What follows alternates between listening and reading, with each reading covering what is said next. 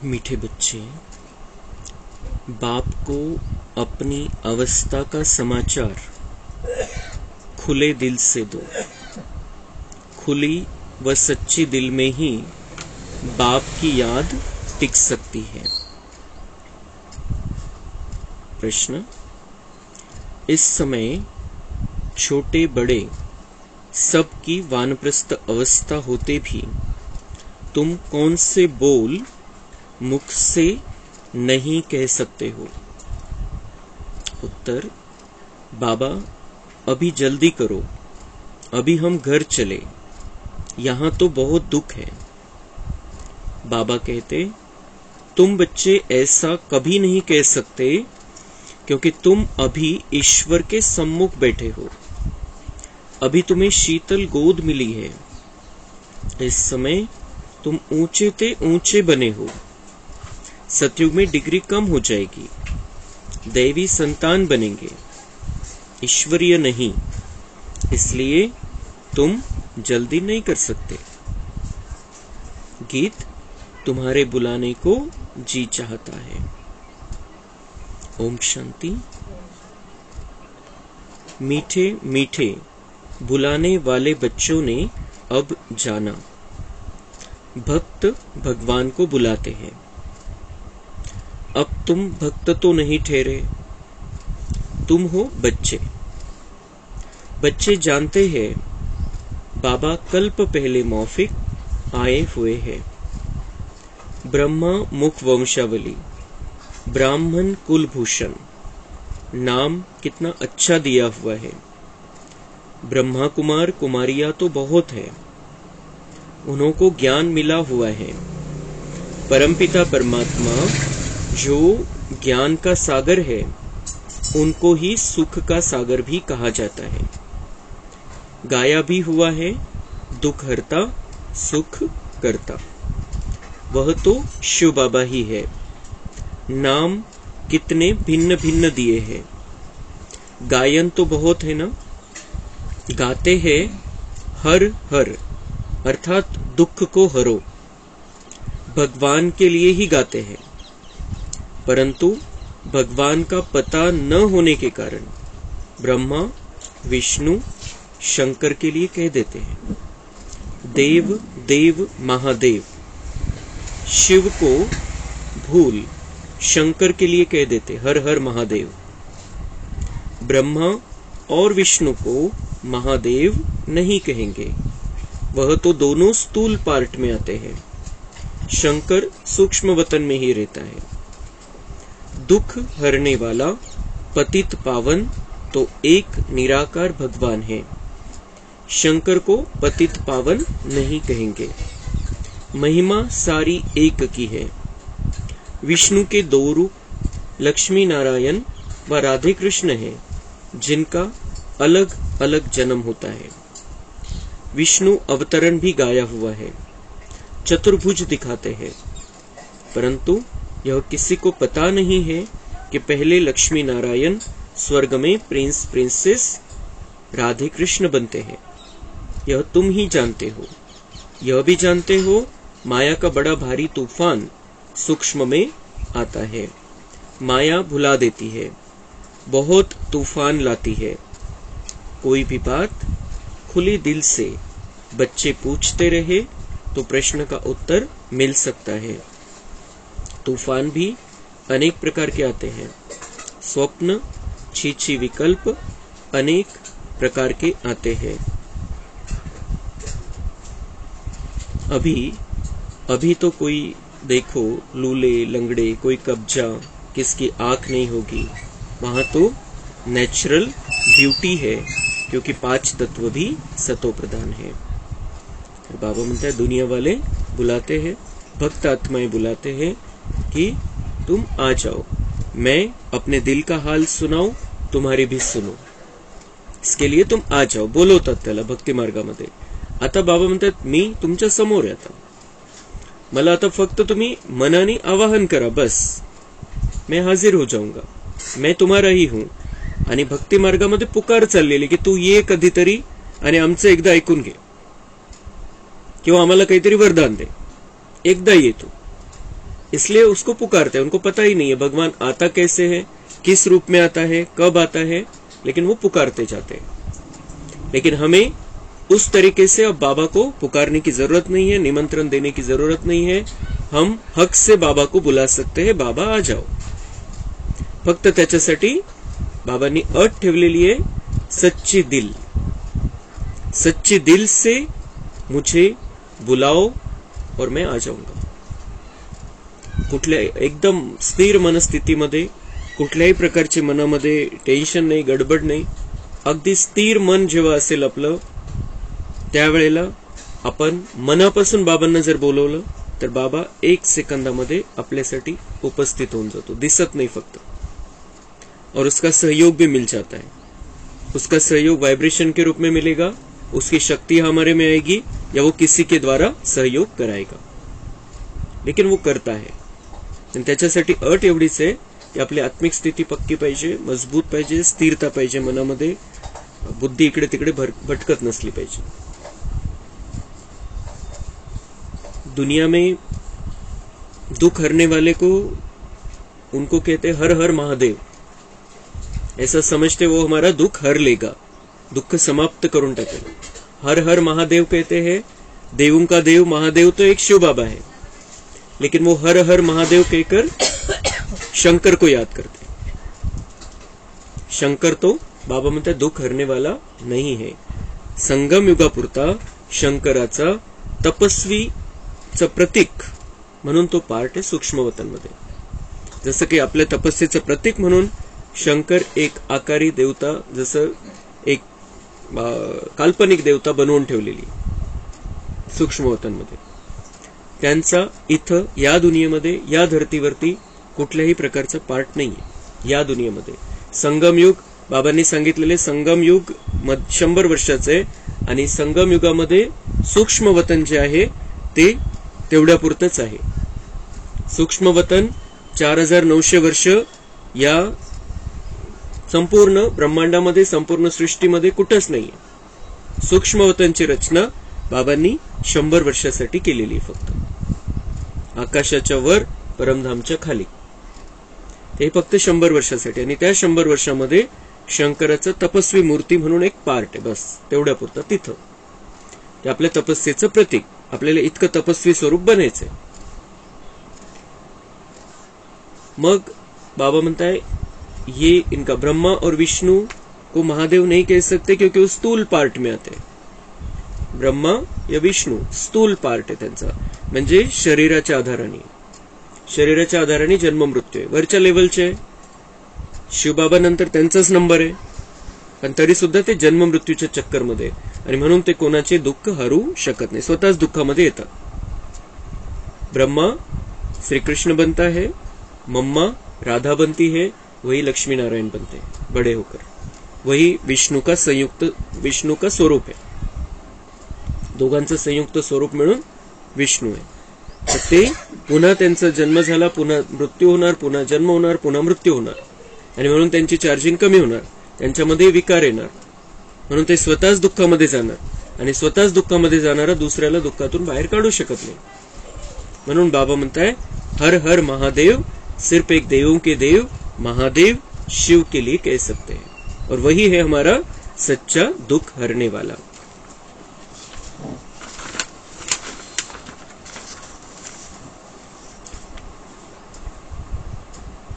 भिन्न भिन्न गुरु के पास जाते रहते हैं कि कहां से सहज रास्ता मिल जाए।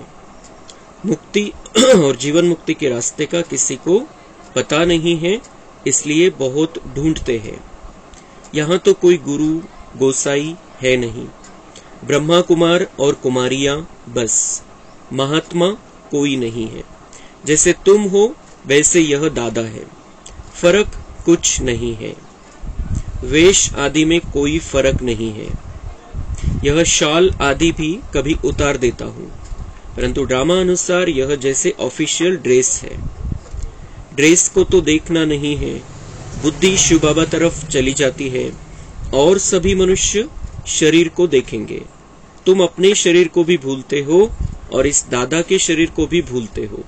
देही अभिमानी बनना है, इनके शरीर को नहीं याद करना है। शिव बाबा इन द्वारा हमको राजयोग सिखलाते हैं। वही नॉलेजफुल त्रिकालदर्शी है। आदि मध्य अंत का राज इस समय बैठ सुनाते हैं।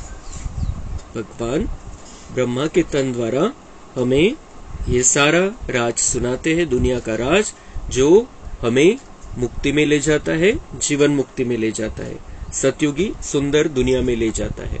वहां पर कोई भी दुखी नहीं होगा। तिथं सगळे नैसर्गिकरित्या सुंदर असणार आहे। तिथं बाबा म्हणतात कोणी लुळा लंगडा कोणी कशाही प्रकारे कोणत्याही प्रकारचं व्यंग त्याच्या शरीरामध्ये नसणार आहे। खूप सुंदर शरीर, खूप आकर्षक अशा प्रकारचं शरीर, पण तरीही तिथं पवित्रता आहे। देही अभिमानी स्थिती है, सगळे एकमेकांना आत्मा रूपामध्ये बघतात। तो उस दुनिया में हमें ले जाने के लिए बाबा ब्रह्मा के तन में बैठकर ज्ञान सुनाता है, सुनाया है सारा ज्ञान। अभी बाबा म्हणता है कि तुम्हारी बुद्धि किसी भी देहधारी में नहीं जानी चाहिए। जिसके द्वारा मैं ये ज्ञान सुनाता हूं उसमें भी तुम्हारी बुद्धि नहीं जानी चाहिए। जो सर्वोच्च या दुनियेमध्ये देहाच्या हिशोबाने सगळ्या सृष्टीचा आदिपिता आहे, देहाच्या हिशोबाने मनुष्य सृष्टीचा मेन आहे, ज्याच्यापासून मनुष्य सृष्टीची सुरुवात झालेली आहे, जो सगळ्यात श्रेष्ठ आहे, सगळ्यात दिव्य पुरुष आहे आणि सगळ्यात सुंदर। सुरुवात त्याच्यापासून आहे या सृष्टीची, नव्या सृष्टीची, तर तो या दुनियेमध्ये सगळ्यात सुंदर आहे, सगळ्यात श्रेष्ठ आहे, सगळ्यात दिव्य आहे। बाबा म्हणते वो अभी इस जन्म में, लास्ट जन्म में है, वो भी मेरा बच्चा है, तुम भी मेरे बच्चे हो। तुम्हें अभी उसके भी देह से मन नहीं लगाना है, उसके देह को भी याद नहीं करना है। त्यांचा ऑफिशियल ड्रेस धोती कुर्ता आणि शॉल, सिंपल ड्रेस होता, साधारण कपड़े होते, साधारण जीवन होता। तो उस रीति से हमें अपने जीवन को चलाना है। त्यांचं जे जीवन होतं, जे तसे त्यांनी जे जगून दाखवलं, बाबांच्या रस्त्यावरती चालून दाखवलं, तसं आपल्याला चालायचं। बाकी उनकी देह को भी हमें याद नहीं करना है। तो उनकी देह को भी याद नहीं करना है जो सर्वोच्च है देह के हिसाब से, तो हम और किसी की देह को क्यों याद करें।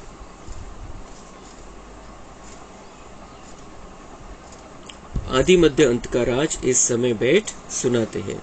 बुढ़ियों आदि के लिए भी बड़ा सहज है। उन स्कूलों में तो बुढ़ियाएं कुछ समझ न सके, यह सब के लिए सहज है। बाप सिर्फ कहते मुझे याद करो। तर बाबा म्हणतात ते जे दुनियेमधले कॉलेज आहे, शाळा आहे, ज्यांनी कधी शाळेत गेले नाही, ज्यांनी कधी अभ्यास केला नाही, ते डायरेक्ट जर त्या शाळेमध्ये गेले, पहिली शिकलेले नाहीये, 10वीच्या वर्गात नेऊन बसवलं, काही कळणार नाही। कोणत्या मोठ्या कॉलेजमध्ये नेऊन बसवलं, काहीच कळणार नाही त्याच्यामधलं। किसी बुढ़िया को वहां पर ले जाकर बिठाए तो।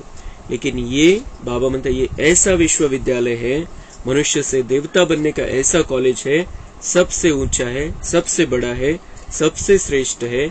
इससे बड़ा कॉलेज दुनिया में कोई भी नहीं है। लेकिन यहाँ पर जो कोई भी आता है वो समझ भी सकता है इस ज्ञान को और दूसरों को समझा भी सकता है, क्योंकि ये भगवान की पढ़ाई है और देवता बनने का ज्ञान है। आणि इथला जो प्रवेश है तो सहज प्रवेश है, कोणीही इथं प्रवेश घेऊ शकतो। बाप सिर्फ कहते मुझे याद करो।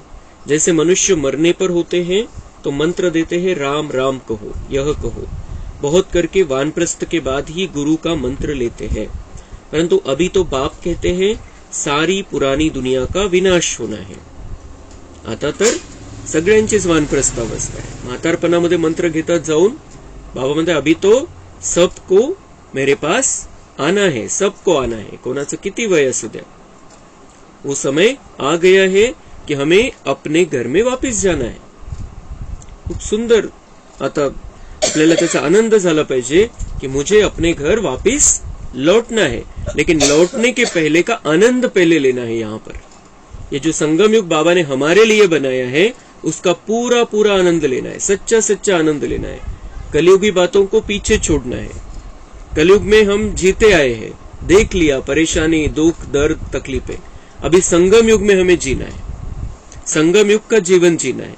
घर तो जाना है, आनंद की बात है, बाबा लेने आया है, लेकिन हमें वो यहाँ आकर पहले सजाता है, संवारता है, हमें स्वच्छ करता है, फिर हमें वापस जाना है। अभी उसके साथ का आनंद लेना है।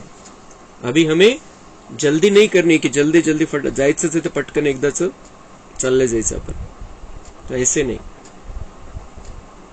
बूढ़े जवान छोटे सबकी वानप्रस्थ अवस्था है, ऐसे तो और कोई कह न सके, कहेंगे सबका मौत लाने तैयार हुए हो क्या। हाँ, मौत तो सबका होना ही है। बाबा म्हणताय असं जेव्हा तुम्ही, मी म्हणतो किंवा तुम्ही म्हणाल की सगळ्यांची वानप्रस्थ अवस्था आहे, सगळ्यांना जायचंय, तर ते म्हणतील की सगळ्यांची मौत आणण्यासाठी आलेले का तुम्ही, सगळ्यांची मौत येणार आहे का आता। तो पण बाबा म्हणतात खरं तर हेच आहे की मौत तो सबका होना ही है, कोई चाहे कोई न चाहे, लेकिन सबको अपने घर वापस लौटना है। जहां से हम आए थे वहां हमें वापस जाना है, इतकं हे सोपं आहे।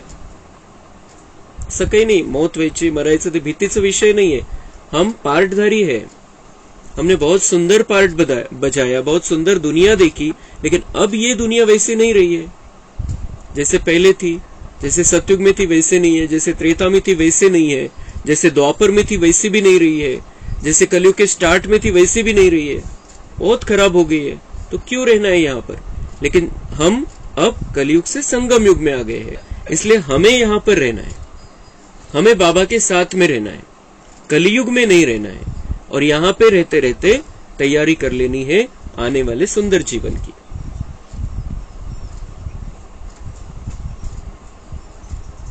कोई कोई कहते हैं बाबा यहाँ अजून कब तक रहेंगे, हम जल्दी जावे, यहाँ बहुत दुख है, आगे चलकर भी ऐसे ऐसे कहेंगे। बाबा कहते हैं ऐसे क्यों कहते हो।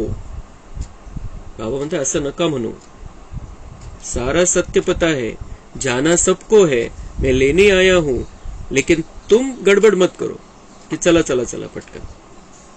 बाबा म्हणता है सब अपने समय पर होगा, तुम अभी आनंद लो, अभी अपनी तैयारी करो पूरी, अपने आप को तैयार करो, अपने आप को राजा बनाओ, अपने आप को विश्व की बादशाही करने के लायक बनाओ, अपने आप को ज्ञान गुण और शक्ति से सजाओ।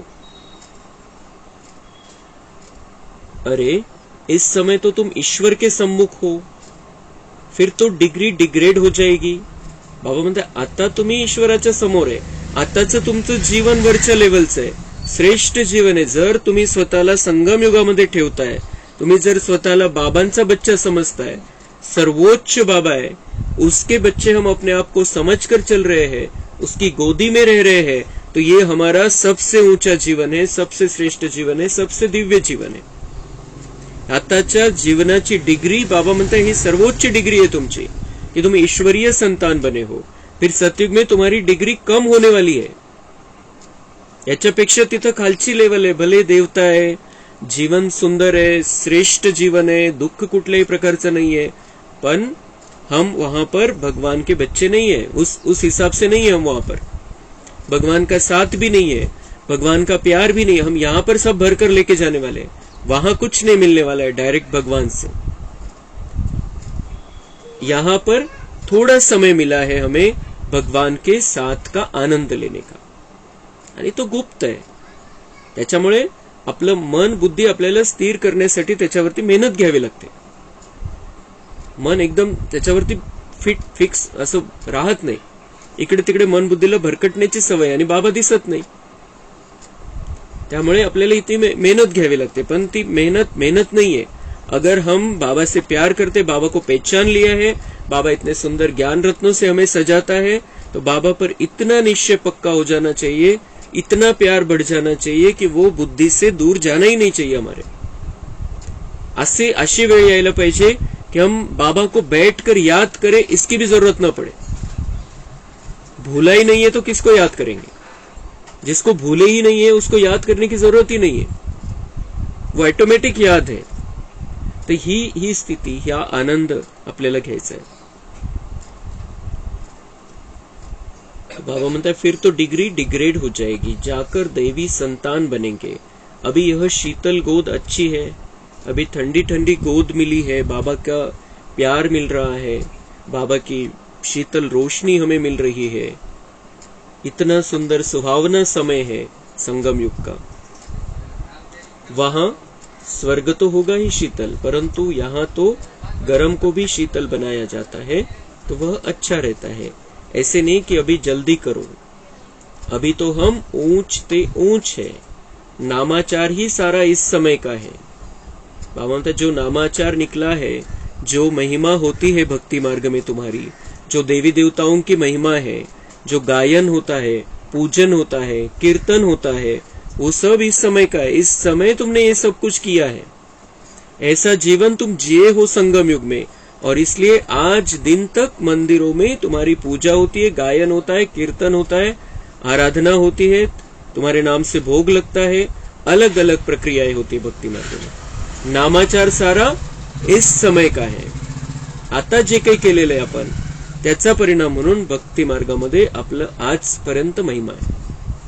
तो वो हमें चेक करना है कि हमारा वो जीवन हुआ है अभी।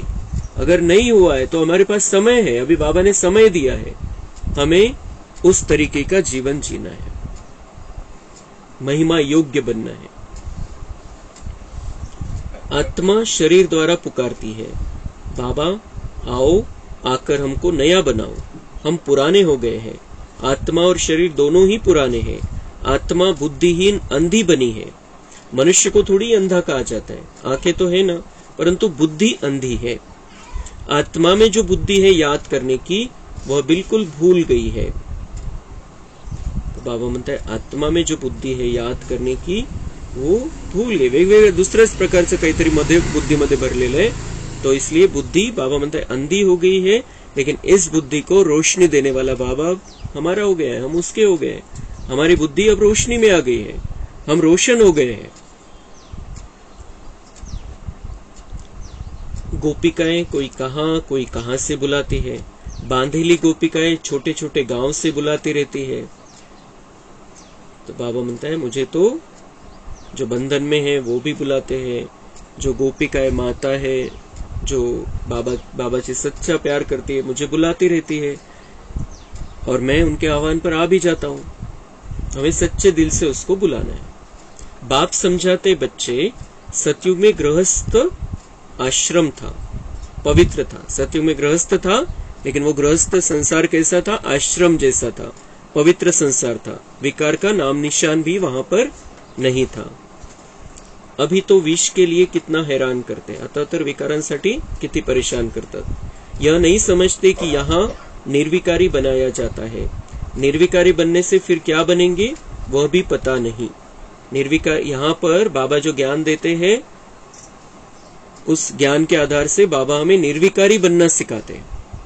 और जो निर्विकारी बनेंगे वो जानते नहीं दुनिया वाले क्या बनेंगे। हम 5 विकारांना सोडणार आहे, पण 5 विकारांचा संपूर्ण रीतीने त्याग करणार आहे। ऑटोमॅटिक गुणांची धारणा, गुण जागृत होतात आपल्यामधले आणि आपण देवता बनतो। लेकिन दुनिया वाले ये नहीं जानते और इसलिए विकारों के लिए परेशान करते हैं। निर्विकारी बनने से हम देवता बन जाएंगे। 5 विकारांचा त्याग करायचा है फक्त, तो हम देवता बन जाते हैं। सन्यासी भी पवित्र बनने लिए भागते हैं, परंतु उनको यह पता नहीं कि हम पवित्र बन पवित्र दुनिया में जाएंगे। इन बातों को वह मानते नहीं है। सन्यासी नहीं मानते हम पवित्र दुनिया में जाएंगे, पवित्र दुनिया में रहेंगे, इतने सुंदर स्वर्ग में रहेंगे, क्योंकि उनके नसीब में नहीं है। अगर वो सन्यास धर्म वाली आत्माएं है तो उनको द्वापर के बाद ही आना है। जे बाबांनी सांगितलंय का मुरलीमध्ये की कोणी कोणी सन्यासी 1-2 जन्मासाठी सन्यास धर्मामध्ये गेलेले, जसं आपण पण वेगवेगळ्या धर्मामध्ये गेलो तसं ते संन्यास धर्मामध्ये गेले। 2-3 जन्मापासून ज्यांनी संन्यास घेतलेला आहे समजा फक्त, तर ते बाबांचे बच्चे बनून राहू शकतात पुढे। पण जे संन्यासामध्ये द्वापर युगापासून या संन्यास मार्गामध्ये, बाबा म्हणते वो कभी ये इस बात को मानेंगे भी नहीं कि स्वर्ग आने वाला है और इतनी सुंदर दुनिया है, कारण त्यांनी ते बघितलेलंच नाही, ते रेकॉर्डिंगच नाही त्या आत्म्यामध्ये। तो जो साधु, सन्यासी, महात्मा, आचार्य, महामंडलेश्वर, इनको हम बड़ा समझते थे। बाबा ने हमें समझाया है कि तुम उनसे बहुत बड़े हो, तुम्हारे पास बहुत ऊंचा ज्ञान है, बहुत श्रेष्ठ ज्ञान है। जो सत्य ज्ञान है, जो भगवान का दिया हुआ ज्ञान है, सारी दुनिया का सत्य तुम्हें पता है, इन साधुओं को पता नहीं है, क्योंकि हमने पूरा चक्कर लगाया है। हमने सतयुग देखा है, त्रेता देखा है, उन्होंने नहीं देखा है। इसलिए हमें अपने आप को ये समझाना है कि हम साधु संतों की भी सद्गति करने के लिए इस धरती पर अभी उपस्थित हैं, उनकी भी सद्गति करने, वैसे वाइब्रेशन उनको देने कम से कम। इस समय इतना दुख है, जो समजते हैं इनसे मुक्ती अथवा मोक्ष अच्छा आहे. संन्यासी ही दुनिया, आत्ताची दुनिया बघतात आणि मग ते समजतात की याच्यापेक्षा तर मुक्ती चांगली, मोक्ष चांगला आहे. यायचंच नाही इथं जन्म मृत्यूच्या चक्रामध्ये. बाप ने समझाया है, ड्रामा में मोक्ष किसी को मिलता ही नहीं है. क्लियर कट बाबा म्हणताय, ड्रामा में मोक्ष किसी को मिलता ही नहीं है. कोणालाच मोक्ष नाहीये. मोक्ष नाही म्हणजे परमनंट मोक्ष नाहीये की गेला आणि संपलं, त्याचा पार्टच संपला, कधीच जन्म मृत्यूमध्ये येणार नाही. मोक्ष आहे, कोणी मोक्षामध्ये राहणार, त्यांच्या हिशोबाने तो मोक्ष शब्द आहे आपला परमधाम. कोणी राहणार आहे तिथं 2500 वर्षाच्या नंतर त्यांचा एकेकाचा पाठ सुरू होईल, जे भक्ती मार्गातले आत्मे. कोणी कधी येईल, कोणी कधी येईल, कोणी कधी येईल. कोणी वाटल्यास 10 वर्षासाठी येऊ शकतं, इथं 5 वर्षासाठी येऊ शकतं शेवटी, पण त्याला खाली येणंच आहे. म्हणजेच परमनंट मोक्ष कोणालाच नाहीये. सगळे पार्टधारी आत्मे, सगळ्यांचा पार्ट आहे, बाबा सहित, परमात्मा सहित सगळ्यांचा पार्ट या ड्राम्यामध्ये फिक्स आहे. आणि म्हणून असं नाही की ती आत्मा गेली, मोक्षाला गेली आणि सगळं संपलं, पुन्हा त्याचं अस्तित्वच नाही, पुन्हा तो कधी दिसणारच नाही, सगळा विषय संपला त्याच्या बाबतीत. असं नहीं होत. और हर एक आत्मा को अपना अपना पार्ट रिपीट करने के लिए 5000 साल के बाद यहाँ पर आना ही है. और अपने चाहे 1 जन्म का पार्ट हो, चाहे 50 जन्म का हो, चाहे 84 जन्म का हो, वो पूरा पार्ट उसको रिपीट करना ही है. म्हणून क्लियर कट बाबा सांगतात, ड्रामा में मोक्ष किसी को मिलता ही नहीं है. अभी तुम जानते हो. बाप कहते हैं, सिर्फ इतना याद करो कि 84 जन्म पूरे हुए, अब बाबा आया है लेने के लिए. बाप को याद नहीं करेंगे तो तूफान बहुत लगेंगे. विवेक भी कहता है, निरंतर याद करना बड़ा मुश्किल है. भल बाबा कहते, तुम कर्मयोगी हो, परंतु देखा गया है कर्म करने के समय याद भूल जाती है. ऐसी अवस्था को पाने में टाइम लगता है. इसमें बहुत पुरुषार्थ करना होता है. बाबा म्हणता है की आपला हा कर्मयोग आहे. आपण म्हणतो की कर्मयोग आहे, कर्म करत असताना बाबांची आठवण करायची आहे, व्हायला पाहिजे किंवा होते. पण बाबा म्हणताय रिझल्ट ही आहे की कर्म करने के समय याद भूल जाती है. तर त्याला बाबांनी एक उपाय सांगितलेला आहे की कर्म स्टार्ट करण्याच्या आधी बाबांना सांगायचंय की बाबा चलो अभी ये काम करना है. त्याचे सगळं समजून बाबांना सांगायचं, ते प्रत्यक्ष बाबांच्या समोर ठेवायचं की आपल्याला असं असं असं असं करायचं, तू ये.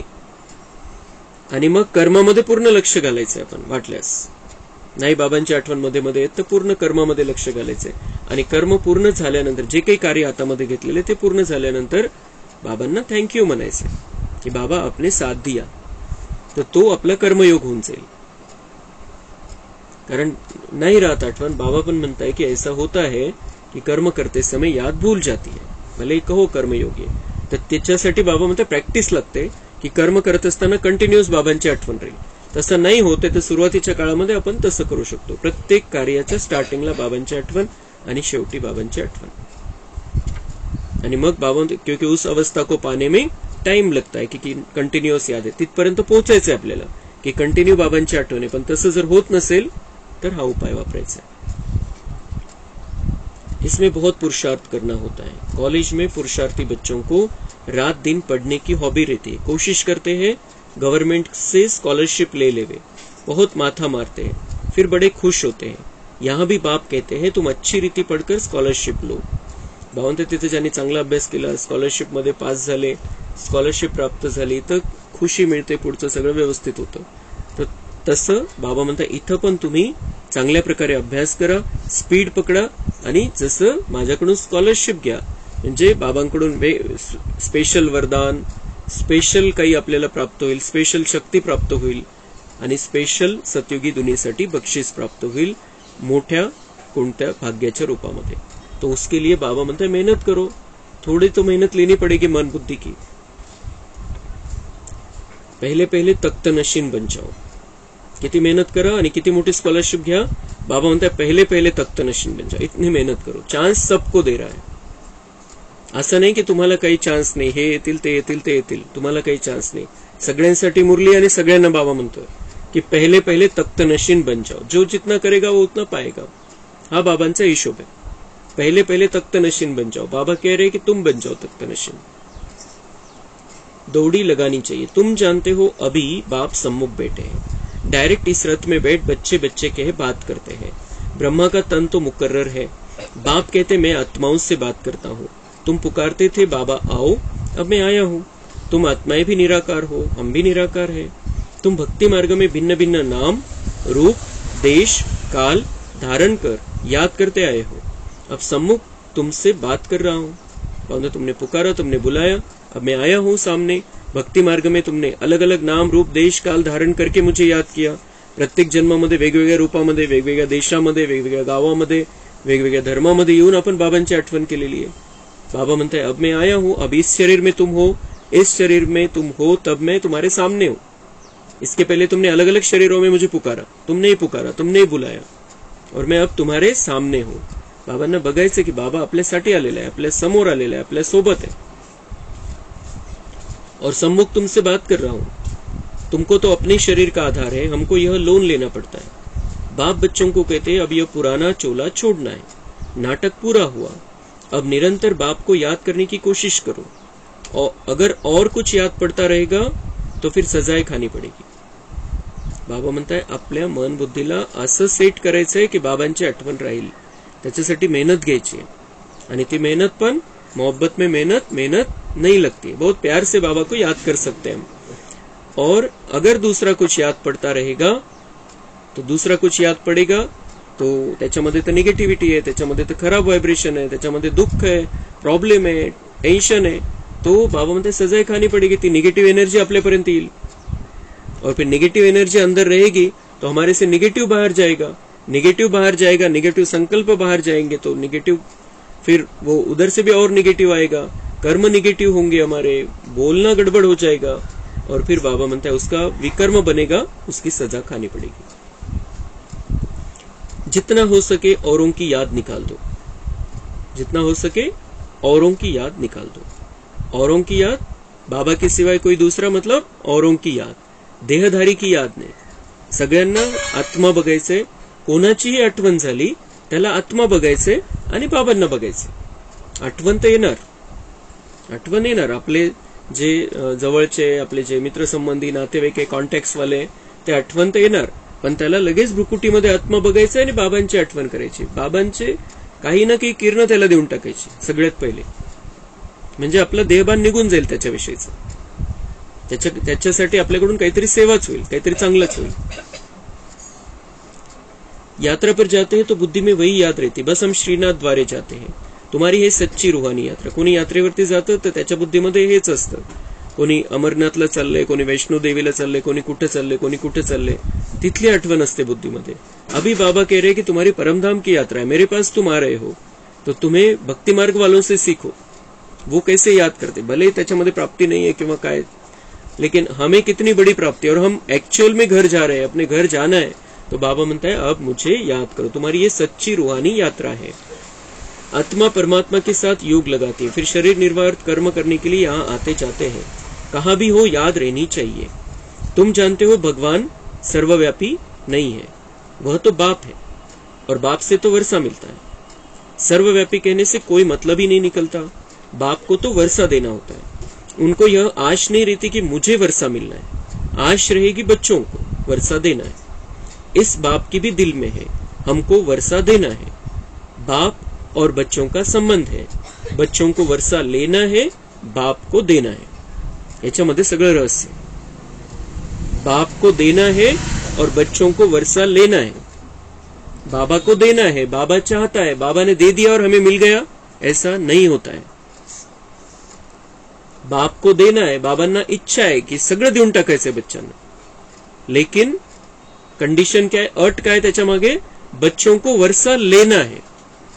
मुझे तो देना है लेकिन बच्चों को वर्षा लेना है. म्हणजे ती पात्रता सिद्ध करावी लागेल, ती लायकी सिद्ध करावी लागेल बाबांकडून वर्षा घेण्याच्या. आणि ती मध्ये सगळं बाकीचं सगळं काढून टाकावं लागेल, तेव्हा बाबांकडून आपण जास्तीत जास्त वरसा घेऊ शकतो.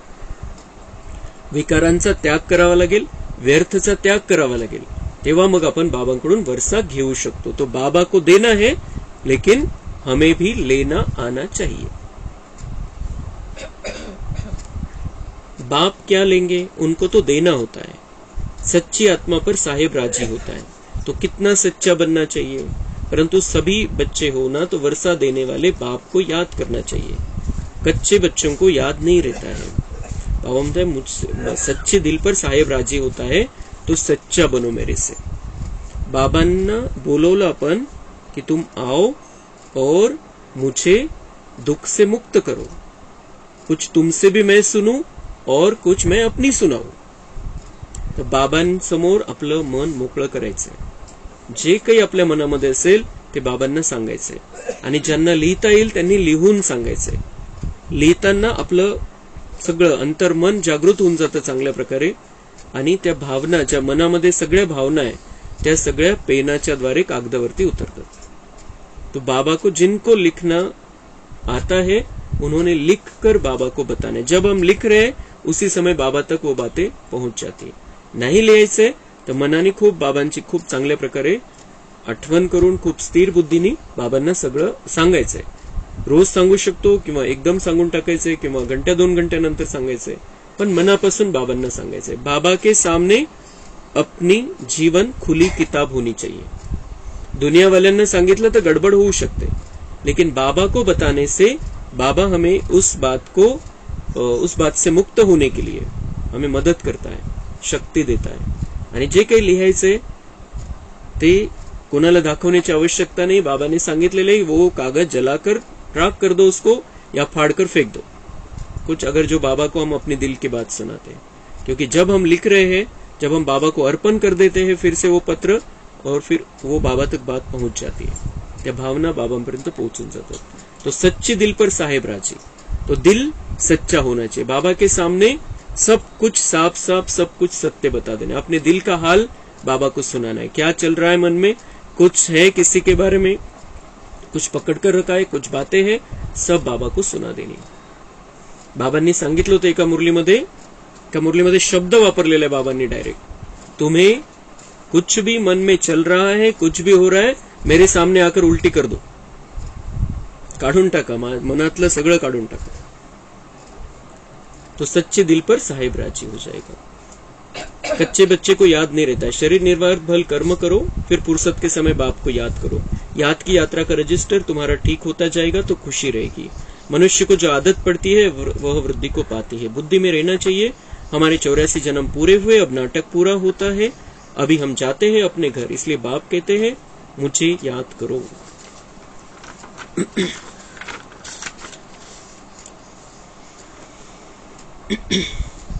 अच्छा, मीठे मीठे सिक्के लधे बच्चों प्रति माता पिता बाप दादा का याद, प्यार और गुड मॉर्निंग. रूहानी बाप की रूहानी बच्चों को नमस्ते. हम रूहानी बच्चों की रूहानी बाप दादा को याद, प्यार, गुड मॉर्निंग, नमस्ते. वहाँ बाबा वहाँ, शुक्रिया बाबा शुक्रिया. धारणा के लिए मुख्य सार है. स्कॉलरशिप लेने के लिए अच्छी रीति पढ़ना है, तख्त नशीन बनने की दौड़ लगानी है, कर्म करते याद में रहना है. हम रूहानी यात्रा पर हैं, इसलिए और सबकी याद बुद्धि से निकाल बाप की याद में निरंतर रहना है. याद का रजिस्टर ठीक रखना है. वरदान है निरंतर योगी और पवित्र बन, सर्व विकारों को विदाई देने वाले शक्ति स्वरूप पूज्य स्वरूप भव. बाप द्वारा सभी बच्चों को मुख्य 2 वरदान प्राप्त होते हैं. बाप द्वारा सभी बच्चों को मुख्य 2 वरदान प्राप्त होते. सगळ्यांनाच बाबा म्हणते सगळ्यांना हे वरदान है. जब हम बाबा को पहचान लेते हैं, जब हम बाबा के बन जाते हैं, बाबा से हमें ऑटोमेटिक 2 वरदान प्राप्त होते हैं. एक सदा योगी भव, दूसरा पवित्र भव. योगी भव और पवित्र भव. तो ये जो जिस बारे में बाबा वरदान देता है वो बात करना सहज हो जाते. करावं लागेल आपल्याला, पण ते जर आपण करायचं ठरवलं, हिम्मत ठेवली, तर बाबांची मदत मिळते, कारण बाबांनी वरदान दिलेले.